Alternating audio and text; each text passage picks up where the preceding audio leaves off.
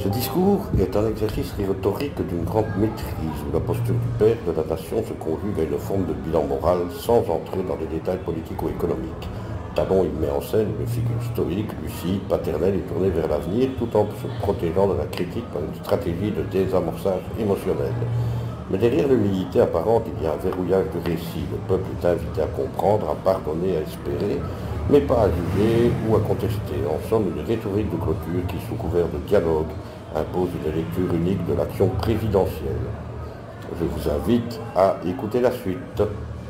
Le 1er août 2025, Patrice Talon a livré un discours où l'introspection personnelle côtoie l'exercice habile de la rhétorique politique. En affirmant avoir donné le meilleur de lui-même, le président endosse le rôle d'un chef d'État sincère, besogneux et lucide sur ses limites. Il reconnaît implicitement ses fautes, sans jamais les nommer, et demande pardon non pas par faiblesse, mais pour désamorcer toute critique à venir. Loin d'une simple confession, son propos repose sur une stratégie narrative millimétrée. Il évoque ses efforts, insiste sur sa bonne foi, puis dans un virage bien maîtrisé, appelle les Béninois à croire au destin commun. Il clôt ainsi son intervention par une promesse d'avenir meilleur, comme une note d'espoir soigneusement calibrée.